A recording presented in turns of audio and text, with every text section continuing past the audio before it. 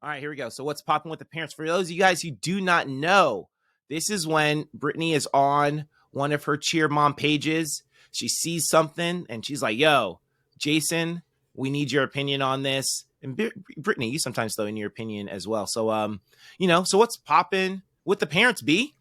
All right. So this person says, my 7-year-old daughter has been on a prep team for a few years now. She loves the coach. Beyond the coach, the D2 gym is short-staffed, disorganized, and the owner's not very friendly. There's another D2 gym about 45 minutes away that has at least 2 coaches per team, seems to be way more disciplined and organized. It's more in line with my expectations of an organization where I'm spending thousands of dollars and investing a lot of time. I don't want to take the fun away from my daughter, and she could have fun at another place, but as a professional, I can see things she can't see. I'm wondering if I should switch her. At the end of the day, she's 7. Am I making too big of a deal of this? Should I let her come to me and say she wants more than what she's getting, or should I switch her so she can get more because I know more exist? She'll be super sad to leave her coach, but I'll be super mad if I feel like I'm wasting my time and money. As a side note, she could be on a prep team for the next 5 years. It's not about the level. It's about safety, teaching teamwork, leadership, and accountability, as well as engagement and attention and team/friend bonding. There you go. All right. So this mom has a daughter. Her daughter is 7 years old. She's currently on a prep team at a D2 gym. She feels that they're a little bit disorganized overall. The owner isn't the nicest person. She really likes her team coach, though. Feels like that's the only like redemptive quality of their program is their specific team coach. But everything else she feels like can be tossed out the window. There's another gym, another D2 gym, 45 minutes down the road, and feels like they're just a stronger program overall and could go there. She also doesn't want to, it's not about winning. It's just, she just feels like this is just going to be a higher quality program, and she doesn't want to waste her money at the program she's at if she knows that they could be better. But the daughter is seemingly happy. Daughter hasn't complained at all. Am I getting, does that sound about right?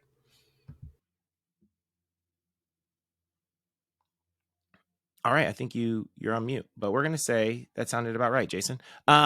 So yeah, so I don't think, one thing as you're reading it, I thought about this is this mom sounds rational. She does sound rational. Sometimes I think, she asks, am I blowing this out of proportion? I don't think those are exact words, but like, am I looking too much into this? And I don't think you're looking too much into this. I feel, it seems to me like after, hearing that, reading that, this mom does seem rational and just trying to make the best decision for her daughter. And it doesn't seem to me like she's blowing things out of proportion. However, I don't think that for a 7-year-old on a prep team would drive 45 minutes into another town if I had one in my city. Maybe if that's the closest gym, 45 minutes, then it is what it is. But I don't think I would drive 45 minutes for a D2 prep team, right? For a 7-year-old, right? All those things matter. I don't think I would do it. Prep, they're still trying to, figure out the sport. They're trying to figure out if they love the sport or not. They're still in that, like, is this our jam or not our jam? I think, and this is just based on what I've heard. So I don't think I would do it. I think what I would do if I were this mom, I would probably go to the owners and the coaching staff and just try to set up a meeting and kind of lay that out for them. I think that everyone wants to do right by the people in their gym. I think most owners want to have a good product that their customers enjoy, that the parents and the families enjoy and that they're proud of. And sometimes we just don't know that we're not up to snuff, like sometimes we just don't know, or we know we're not up to snuff and we just don't know what to do to fix it. And we don't have, the courage to, ask a parent, or sometimes parents don't have the courage to say, hey, I really liked it when we used to do this, or I really like if the gym did this, I saw another program do this, I'd really like it if we did this, or, I wish we were a little bit more organized. Like, I wish we got out, some of these dates sooner. I wish you wouldn't do, X, Y, and Z.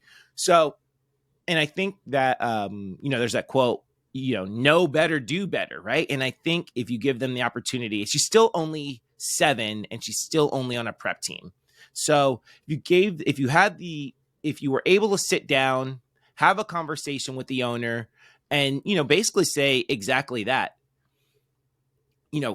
I would elaborate more on like, hey, these are the big issues that I'm having with the program. And, we're disorganized. I would, name more specific things, right?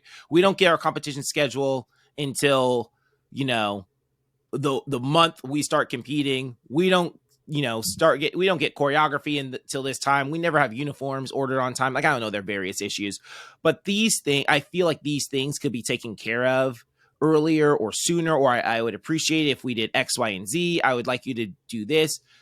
And, the owner will say, oh my gosh, I'm so sorry. I didn't know. I'm so overwhelmed, blah, blah. Or just say, man, I could do that. I'm so sorry. Let me be better. I always tell this to our coaches, especially when they have like hard meet. I tell to parents and coaches when our coaches have to have hard meetings with parents. And I'll say, I feel like I do a decent job in parent meetings because I did a lot of crappy jobs in parent meetings before, right? I had to sit through a lot of parent meetings where I wasn't that good at it. And eventually I got better and, I heard the parents' perspective on things. And I was like, okay, like I see what these parents are talking about.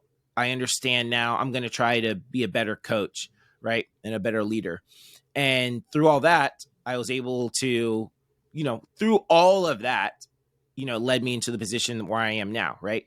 And so I think having a real conversation with this gym owner would help tremendously. And if it doesn't help, at least that they don't plan on changing. And then, the decision's easy. They don't plan on changing. Now it's time for me to make a decision based on that. But I think I would at least advise you to make that effort because a 45-minute drive is a big commitment. It's a really big commitment for a 7-year-old on a prep team, right? So, if the kid was older, if the kid were on a higher level team, we had a kid years ago. He was phenomenal. His name's Sam Cole. Kid was phenomenal. He was just incredible. And it was the year we got rid of the world's team, right? And the kid was incredible. And I remember telling him, Sam, I have 0 issues with you going to be on Samoed. He went to go be on Samoed, right? So Samoed's about 2 hours away from us. Sam, I have 0 issues for you going to go be on Samoed. Go do that. And when they actually won worlds that year, the year he went to Samoed. And I remember telling him, this is where you belonged, I don't want to say the entire time because it was good when he was on our world team. We had a world team that I thought was, worthy. But at one point he grew out of that world's team, and Sam, go be on this team, right? Like, and he was 18 at the time. We don't have a team for him. He was last pass on Samoed, right? So he's just stupid good. And, he was 18 on a world's team and Samoed's 2 hours away. I don't have any problem with that. But I think a 7-year-old on a prep team, I think that's 45 minutes away. I feel like it's a little much. So, anyway, B, what's your perspective? Well, this is not me agreeing with you by all means. But at first, when I was like reading the post that she had posted, like as a parent, I mean, I just think like there's a couple things like the D2 gym is short staffed. It's disorganized. The owner's not very friendly. Like that right there is like, I would drive 45 minutes. But when you started to say like, hey, maybe you should go talk to the owner and you know, talk to him, see about all these different like things, exactly what you were saying. I kind of like started leaning towards, yeah, it's not a bad idea to talk to the owner. Um, I I think it depends on kind of like what the kid wants. Like I wish I knew a little bit more about like their situation because does the child want more out of cheerleading? I also would like factor in, is the 7-year old like just at a standstill where she's not learning any new skills or um those type of things, then that would probably push me more to move to the other gym. I feel like 45 minutes for me, like that's not that bad. I mean, I know it's probably like one way 45 minutes, but I mean, I don't think that, I mean, it could take you 45 minutes to drive across Bakersfield from where I live. Mm-hmm. So I don't really think like that's that big of a deal, but I do kind of agree now, like with maybe talking to the owner. And then if you're not getting anywhere, I probably would move gyms. I also would ask my child. I know she's only 7 years old, but you don't want to pressure a kid to do something that they don't want to do. So does my 7-year old want to eventually be on an elite team? And does my 7-year old, is this a sport she loves to continue doing and wanting to learn more? Um, at 7 years old, I don't know what her skills are, but thinking back now, like my kids started when they were like 7, I think, and they learned a back walkover at that age. And every kid's different, but they were learning their back walkovers at that age. And I knew that they wanted to do all the cool back handsprings and tucks and, whips and things that all these other older girls were doing. So I knew that we were going to be in this sport because that's what they wanted to do. So if I were in the situation, honestly, I probably, depending on my mood, what my mood was that day, I would either just say, yeah, I'm going to go to another gym that's 45 minutes away, or I would talk to the owner. But I don't see a big deal of going 45 minutes away at 7 years old. I think that's pretty reasonable. There we go.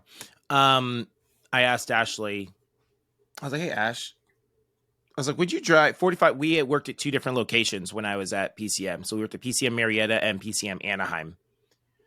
PCM Marietta and PCM Anaheim are about 45 minutes away from each other. We sat in a lot of traffic. And this is in Southern California. It's not Bakersfield, right? Southern California. So we have SoCal traffic, every day. And I remember, so I was asking Ash, would you drive Joey from to PCM Anaheim from PCM Marietta? She's like, absolutely not. And I was like, yeah, I wouldn't. There's no way I'd sit in that traffic. There's no way I'd sit in that traffic for a 7-year-old on a prep team. There's just no way in the world. And we had plenty of kids who drove from PCM Marietta to PCM Anaheim, to be on one of our summit teams, right? That happened all the time. I just couldn't imagine doing it for a prep team at 7 years old. I'm like, no, she's perfectly fine right here. So, Bakersfield's a little bit different, I don't think it ever takes you like really 40. Well, I'm not sure actually where you live, but I know like sometimes like you get caught in like Bakersfield traffic, which is not like Southern California freeway traffic, Oh, definitely. Yeah. I think that does, like, now that you say it, like that plays into it too, I mean, is it really 45 minutes or is it like 15 minutes and 45 minutes with traffic, or is it 45 minutes, but an hour and a half with traffic? I think that plays into it. It definitely does. But if it was really just 45 minutes, I mean, I live on the outskirts of Bakersfield on the west side. So for me to get all the way over to the east side to like my husband's family's house, it takes me about 45 minutes to get over there.